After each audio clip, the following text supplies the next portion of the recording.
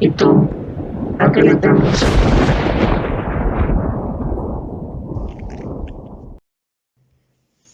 Después de tan controversial caso que nos acaba de comentar el doctor sobre las Radium Girls, ahora vamos con un caso que sucedió aquí, en México. La leche en polvo de la Conasupo. Seguramente alguna vez escucharon esta noticia, pero si no la escucharon, escuchemos aquí a nuestro invitado, el doctor Jorge, para que nos explique qué pasó con esto. Adelante.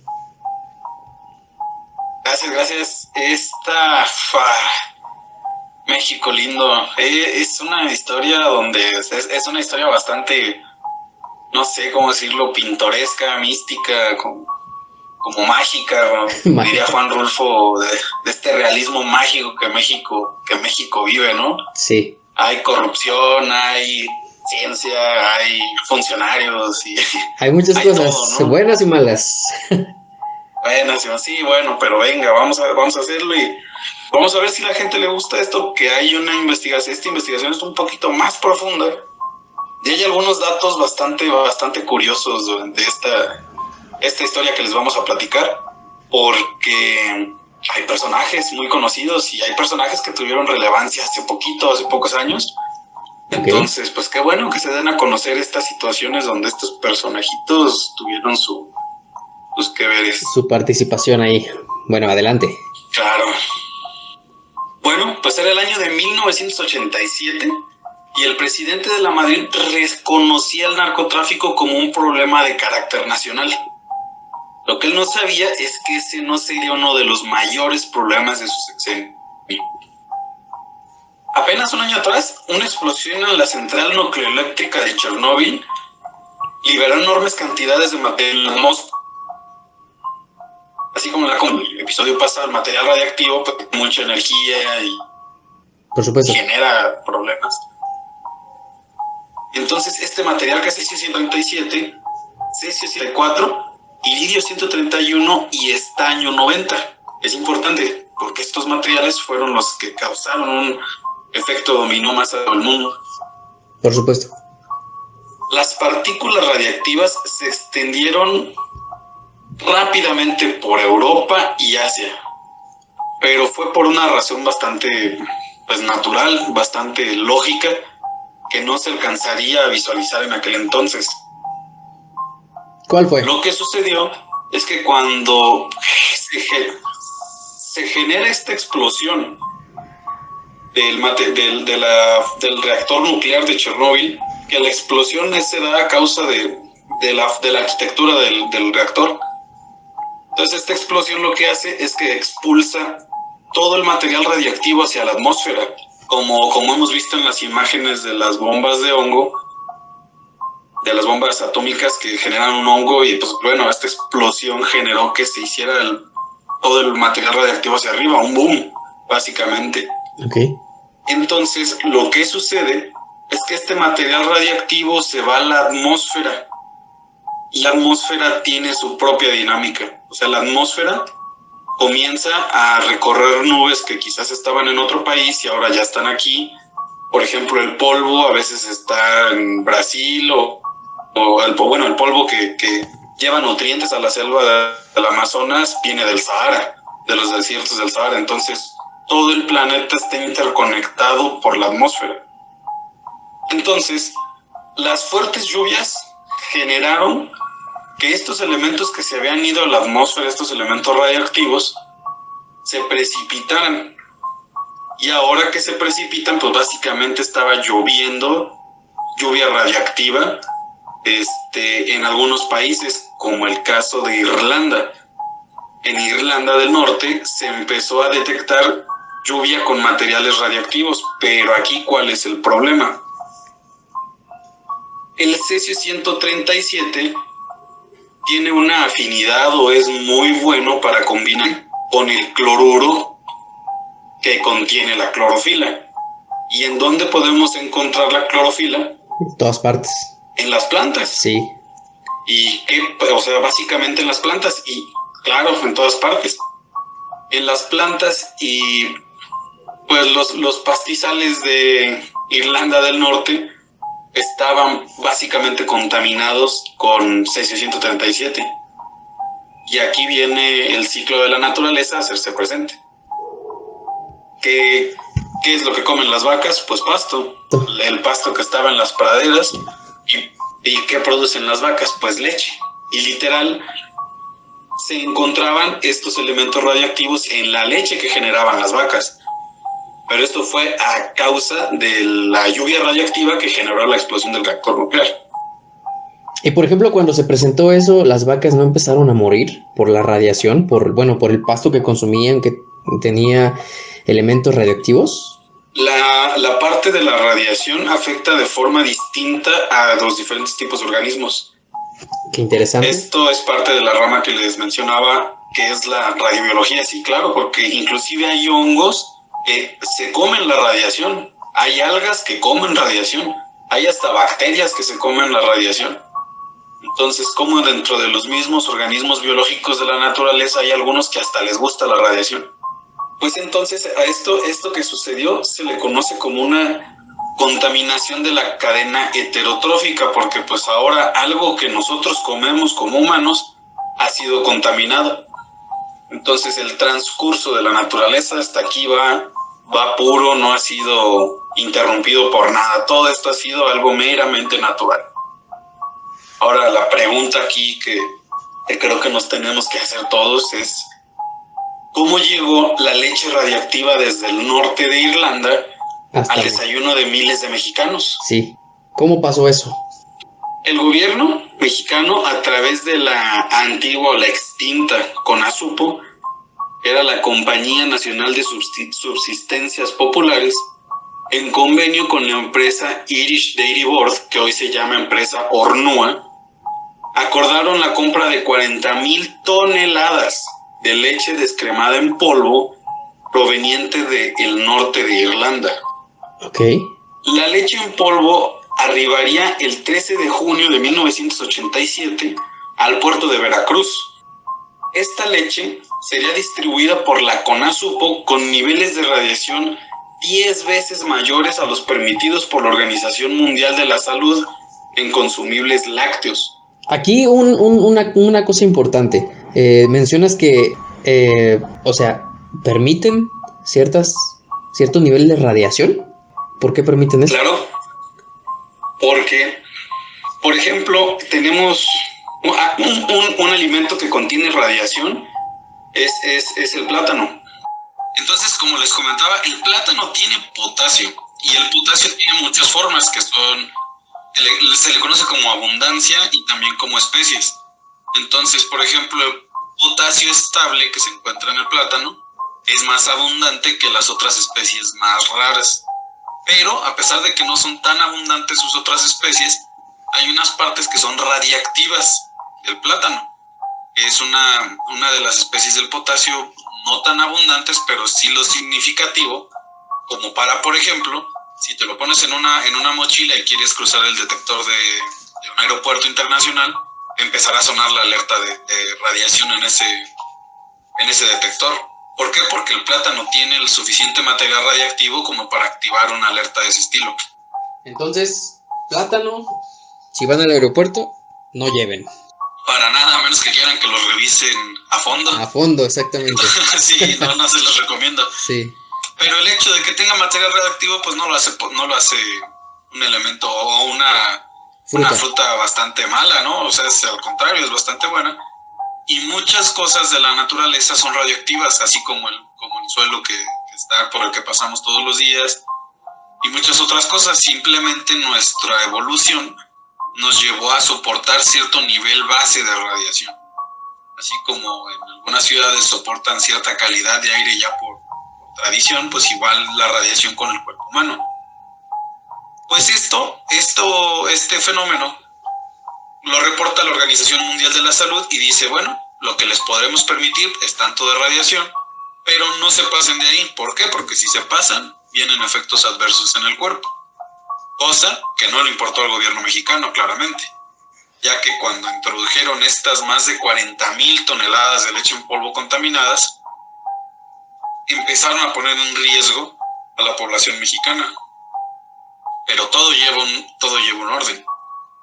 Cuando entran las 40,000 toneladas al puerto de Veracruz, son detenidas principalmente. ¿Por qué? Porque el vicealmirante Manuel Rodríguez Gordillo y el físico Miguel Ángel Valdovinos logran detectar que este material es radiactivo. Pero para poder llegar a esto, hay una historia pequeñita que se debe de contar. Coméntala. La empresa irlandesa trataría primero de vender este cargamento de leche en Sudamérica, en específico en Brasil. Cuando esta empresa irlandesa le quiere vender a Brasil este producto, pues ellos, seguros de que no es algo bueno, lo rechazan completamente. La empresa le baja el costo a un cuarto de su valor total, o sea que si hubiera costado 100, costaba nada más 25. Ahora lo que querían era deshacerse de ese producto, y ni aún así lo compra el gobierno brasileño. Pero ahí hay un pequeño detalle.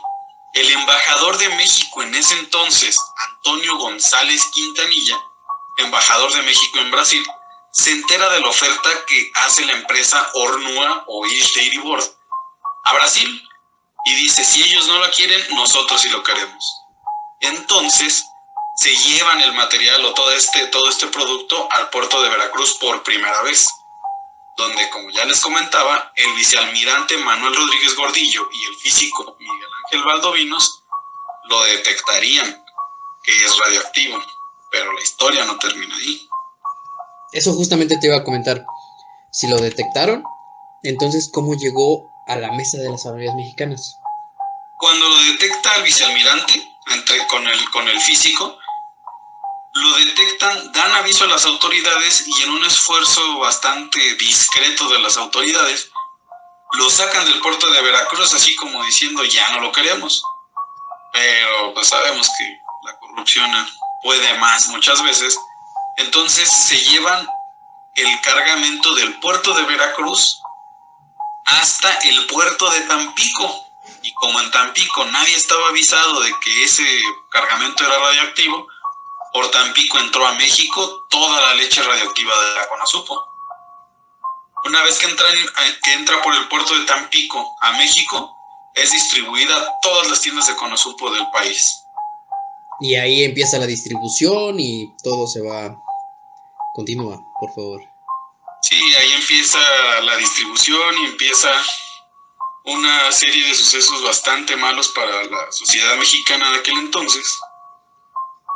Sí. Pero pues como comentábamos durante todo el programa, es que pues la radiación, cuando el peligro con la radiación es estar expuesto durante mucho tiempo. Claro. Porque, por ejemplo, nosotros podemos estar expuestos en una radiografía y no nos hace daño.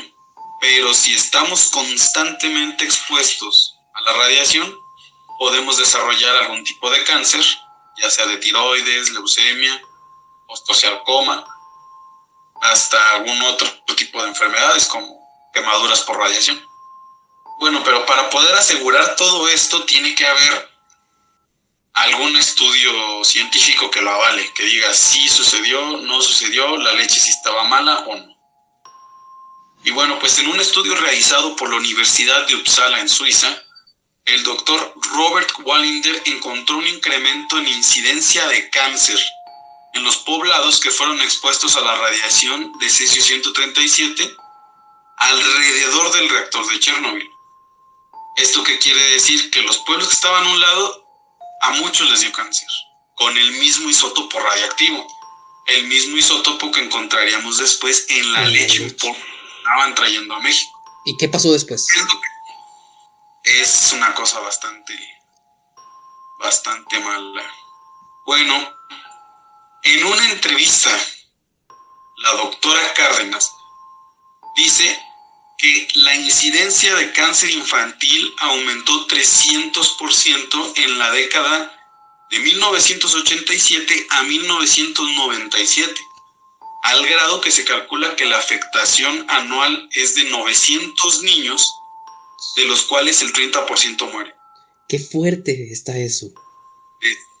1987 a 1997 casos reportados. Reportados, sí. Y más allá, los que no se reportaron en ese informe. Todo esto lo menciona la doctora Cárdenas. Pero, pues, ¿quién es la doctora Cárdenas? Es lo que deberíamos de preguntarnos. Pues la doctora Cárdenas es una de las directivas del Hospital Oncológico de la Ciudad de México en aquel entonces. Ok. Quien por miedo a represalias trata de dar la menor cantidad de entrevistas y menor cantidad de datos posibles. Por supuesto, probablemente le iban a surgir amenazas o cualquier otro tipo de cosas. El problema aquí es, por ejemplo, un caso que nos relata un ingeniero de la CONASUPO, Sí. que les quiero contar. Adelante.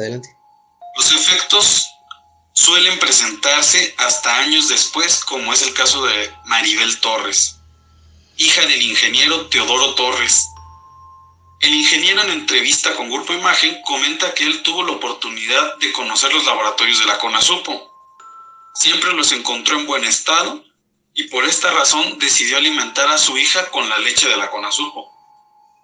A la edad de 10 años, la pequeña Maribel comenzó a manifestar fatigas constantes, algo que no era normal para nada en ella, es lo que comentaba el ingeniero. Y más una esto niña, causó ¿no? Claro, más una niña. Tienden a ser bastante hiperactivos, inquietos los niños, ¿no? Por supuesto. Sí. Bueno, pues esto preocupó a la familia del ingeniero y pues desafortunadamente esta preocupación culmina en un osteosarcoma, en el diagnóstico de un osteosarcoma. Pero aquí queda una reflexión para todos. El fallecimiento de Maribel Torres en el 2001, a los casi 15 años, nos hace preguntarnos varias cosas. ¿Cómo podemos evitar tragedias de este tamaño en un futuro? ¿Qué papel jugamos como ciudadanos, profesores, alumnos, científicos en estas tragedias? El olvido no exonera de responsabilidades. Pudiste ser tú, pude ser yo, esta vez fue Maribel y muchos otros más, pero ¿quién será la próxima vez? Está muy fuerte el caso de la leche de la CONASUPO. Por ejemplo, en este caso, ¿tú crees que la radiación siga pasando o es posible que pase de generación en generación? Ya ves que luego en el genoma y en la estructura del ADN pues puede haber ciertas características que pueda hacer posible esto. En este caso, ¿hay casos aún así o puede haber casos por esto? Lo que sucede con la radiación cuando interactúa con las células es que las puede modificar, interrumpiendo la replicación o generando alguna mutación. Que el isótopo radiactivo como tal pase de generación en generación no es muy probable, aunque no podemos descartarlo del todo. No es muy probable. ¿Por qué? Porque la mayor parte del tiempo los isótopos que se manejan comúnmente en medicina o así tienen una vida, con lo que comentábamos que era la vida hace rato, tienen una vida de alrededor de máximo 5, 25 años, inclusive horas, ¿no? Cuando te lo ponen en medicamento es de horas. Claro. Entonces dejan de ser radioactivos. Pero no podríamos descartar que isótopos como los de uranio, como los de cesio, que tienen inclusive miles de años de vida, puedan pasar de generación en generación. Aunque sería muy poco probable que nos infectemos o nos contaminemos más bien de este tipo de material. Sin duda alguna, estos 3 casos que nos has contado son muy fuertes, tienen relevancia, mucha relevancia histórica. Vemos aquí pues personas que están involucradas que probablemente se pudo evitar tanta tragedia, pero pues las cosas a veces tienen que pasar para que se llegue a alguna solución y la mayoría de veces pues pasa esto, ¿no? Como dice ese dicho, no se tapa el pozo hasta que ve que el niño ya se hundió. Pero pues no deja de ser interesante y el hecho de que nos lo hayas informado pues lo agradezco mucho. Antes de terminar con la entrevista, doctor, hablando de casos paranormales, me gustaría saber si ¿usted ha tenido algún caso paranormal, algún relato paranormal que nos quiera contar ya para despedirse? Que nos pueda compartir. Claro que sí, hay una anécdota bastante peculiar acerca en alguna ocasión que estábamos jugando con la tabla. ¿Con la tabla Ouija? Sí. Ok. Y algunos de los que estábamos ahí, pues como tal, estábamos reacios a que no habíamos experimentado nada, pero un par de compañeros resultó que tuvieron algunas experiencias bastante fuertes. Por ejemplo, uno de mis compañeros dice que estaba en la noche y él estaba con su pareja en la cama ya dormidos. Okay. Pero él trataba de conciliar el sueño apenas, o sea, su pareja ya estaba dormida. Sí. Cuando él trataba de conciliar el sueño, pues no le era posible, o sea, no podía, trataba, entonces lo que hace es que se pone a leer la Biblia. Cuando se pone a leer la Biblia, de repente siente que su pareja se sienta en el borde de la cama y le dice, ¿cómo estás? A lo que voltea él y la ve. Cuando la voltea a ver, la ve sonriendo, con una sonrisa siniestra, y se le queda viendo. Entonces, pues a él le empieza a dar mucho miedo, me platica que le dio muchísimo miedo, que lo único que hizo fue estar leyendo más la Biblia, y este hecho sucede pues a las 3:33 de la mañana. 3:33, entonces, ok, la hora marcada, como siempre, ¿no? Sí, como siempre. Sí. Exactamente. Entonces él empieza a leer la Biblia con mayor ahínco, empieza a leer y a leer y a leer, pero ahora la lee en voz alta. Entonces cuando le empieza a leer en voz alta, voltea a ver a su esposa, y su esposa con una risa burlona le dice, ¿con eso te sientes más seguro? Y riéndose. Entonces, pues mi amigo simplemente no hace más que estar leyendo y leyendo y leyendo en voz alta, hasta que de pronto, después de un rato, dice que voltea y le dice, su esposa le dice, adiós, y nada más le mueve la mano y se duerme. A lo que él dice, es increíble, nunca me había pasado, no era ella, que dice que cuando reía, cuando le hablaba, no era ella, que sentía que no era ella, y la hora y las formas, el hecho de risa. Que lo que dijo, la risa, o sea, está fuerte la anécdota, después de haber hecho qué cosa. Entonces sí, está bastante fuerte. No vas a creer, pero nada más de contarla, de escucharla, se me enchinó la piel, pero feo. Es que es increíble cómo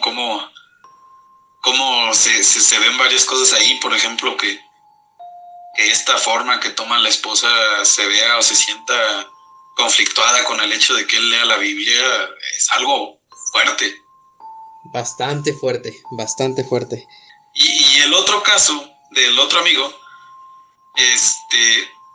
lo que a él le sucede es que estando acostado, también con su esposa, de repente empieza a ver alguna sombra, una silueta oscura dentro de su cuarto, igual a la misma hora, a las 3:33. Y esta silueta comienza a llamarle, pero él no puede moverse, o sea, es como si estuviera perplejo ahí del miedo. Y la silueta empieza a llamarlo hasta que después de un tiempo, pues deja de llamarlo y desaparece. O sea, no fue tan fuerte como la otra, pero también tuvo ese problema después de haber jugado con eso. Aquí su amigo estaba despierto, o sea, no fue una parálisis del sueño, ¿estaba despierto? No, estaba despierto completamente. Sí, estaba despierto completamente.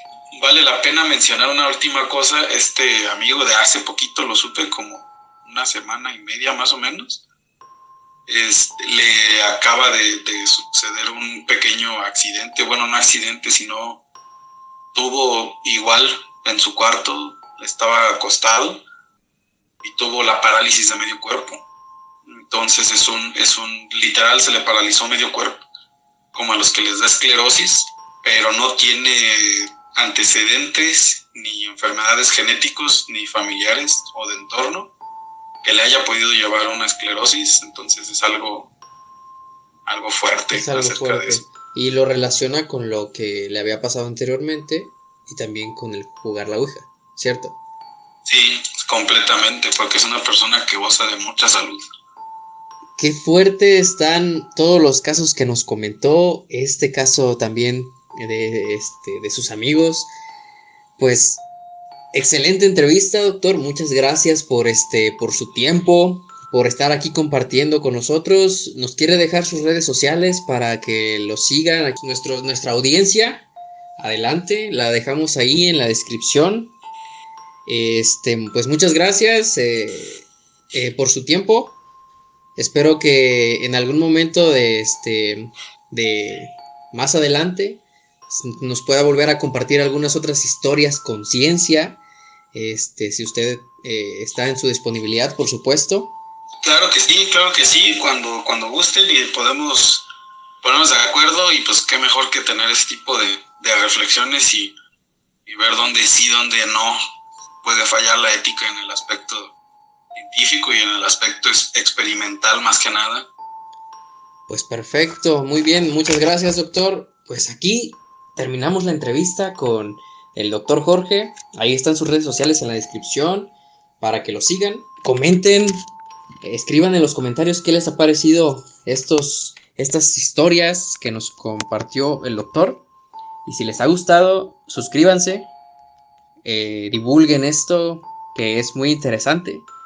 Y nos vemos hasta la próxima. Recuerden, lo creas o no, recuerda que lo has escuchado aquí, en tus miedos.